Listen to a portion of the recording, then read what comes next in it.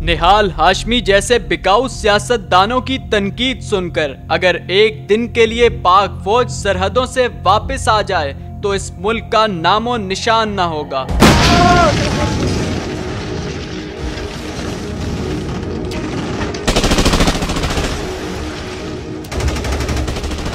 दरिया Khan. Yes sir. ना मैं अब्दुल्ला को भूल सकता हूँ। Yes sir. और ना इस पाक जमीन पे नापाक कदमों को।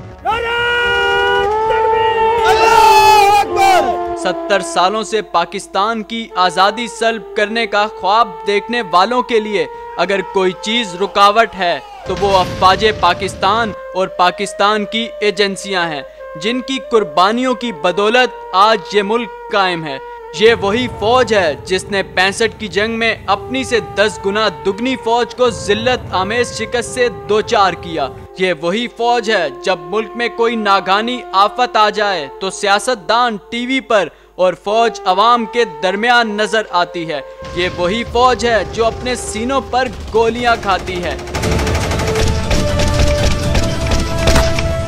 ये वही फौज है जिसकी वजह से 22 करोड़ अवाम बशमूल निहाल हाशमी सकून की नींद सोते हैं।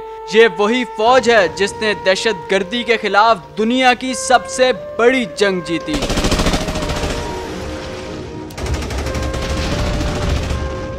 इस फौज पर तनकीद इसलिए होती है क्योंकि इसने आज तक कभी किसी मुल्क दुश्मन को उसके मकासद में कामयाब नहीं होने दिया, कभी मुल्क की सालमियत पर कोई समझौता नहीं किया, अपने बच्चों के नाम बैरूने मुल्क जायदादें नहीं बनाई, हर मुश्किल में अपनी अवाम के शाना बशाना खड़ी हुई और कभी भी पाकिस्तान का सौदा नहीं किया। इस फौज पर तनकीद की असल वजह यही है कि इसका जीना मरना पाकिस्तान के लिए है। मैंने अपने 2 बेटों की कुर्बानी दी है और इस कौम के लिए दी है और इस पे मुझे फख्र भी है।